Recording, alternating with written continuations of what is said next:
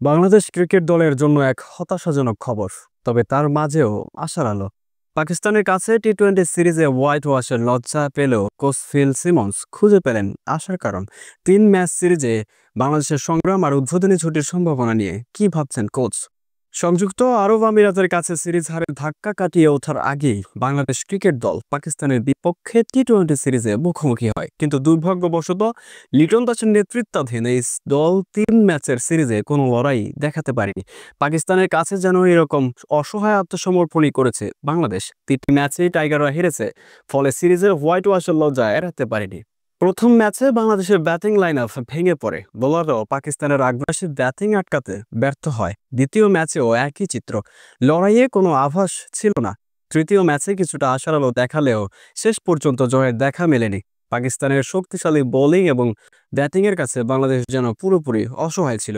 এই সিরিজ দিয়ে টি-20তে নতুন যাত্রা শুরু করার কথা বলেছিল বাংলাদেশ, কিন্তু টানা 3 হারে সেই স্বপ্নে বড় ধাক্কা লেগেছে। তবে এই হতাশার মাঝেও বাংলাদেশ দলের প্রধান কোচ ফিল সিমন্স ইতিবাচক দিক খুঁজে পেয়েছেন। তার দৃষ্টিতে এই সিরিজে কিছু সম্ভাবনা দেখা গেছে, যা ভবিষ্যতে দলের জন্য কাজে আসতে পারে।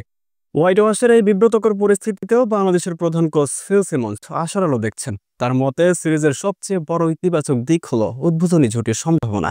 এই সিরিজে বাংলাদেশের হয়ে ইনিংস উদ্বোধন করেছেন তরুণ ব্যাটার তানজিদ হাসান এবং ফারদেস হোসেন। তারা 3 ম্যাচ মিলে কিছুটা আশার আলো জাগিয়েছেন। প্রথম ম্যাচে এই জুটি 14 রান যোগ করে, দ্বিতীয় ম্যাচে তারা 44 রানের একটি জুটি গড়ে, যা কিছুটা ভরসা দিয়েছিল। তবে তৃতীয় ম্যাচে তানজিদ এবং পারভেজ সত্যিকার অর্থে চমক দেখান।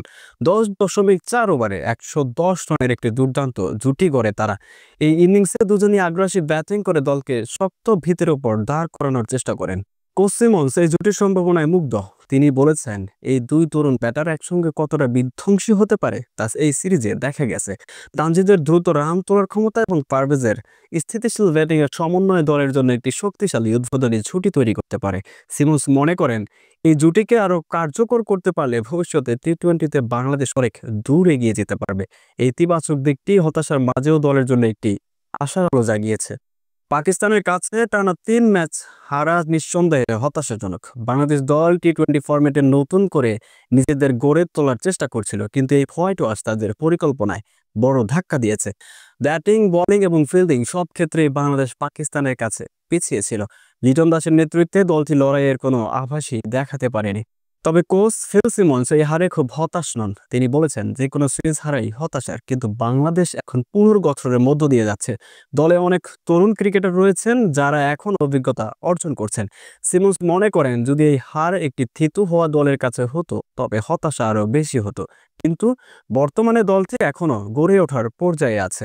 তিনি আরও বলেছেন, দলটি কিছু জিনিস গড়ে তুলতে এবং কিছু ব্যাপারে পরিবর্তন আনতে চেষ্টা করছে। তরুণ খেলোয়াড়দের নিয়ে কাজ করা হচ্ছে, যাতে তারা ভবিষ্যতে দলের মেরুদণ্ড হয়ে উঠতে পারে। সিমন্সের দৃষ্টিভঙ্গি থেকে স্পষ্ট, তিনি দীর্ঘমেয়াদী পরিকল্পনা নিয়ে এগোচ্ছেন। হোয়াইট ওয়াশের হতাশা থাকলেও তিনি তরুণদের সম্ভাবনায় আশাবাদী। এই তরুণ দলটি সময়ের সঙ্গে নিজেদের প্রমাণ করবে বলে তিনি বিশ্বাস করেন। এই হোয়াইট ওয়াশের পর বাংলাদেশ দলের সামনে নতুন এক চ্যালেঞ্জ।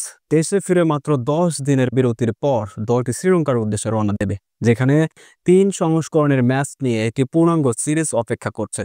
সিরিজের শুরুটা হবে লাল বল দিয়ে, অর্থাৎ টেস্ট ক্রিকেট দিয়ে। এরপর ওয়ানডে এবং টি-20 ম্যাচও রয়েছে। কোচ ফিল সিমন্স এই সিরিজের আগে দ্রুত উন্নতির উপর জোর দিয়েছেন। তিনি বলেছেন, সাদা বলের সিরিজের আগে শ্রীলঙ্কায় 2টি টেস্ট ম্যাচ রয়েছে। এই সময়ে দলের উন্নতির জন্য কাজ চলবে। টেস্ট সিরিজ চলাকালীন অন্যান্য দিকেও মনোযোগ দেওয়া হবে।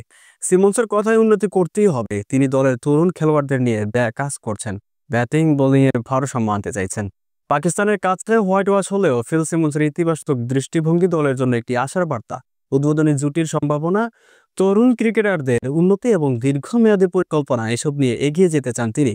শ্রীলঙ্কা সিরিজে বাংলাদেশ কেমন পারফর্ম করবে সেটাই এখন দেখার বিষয়।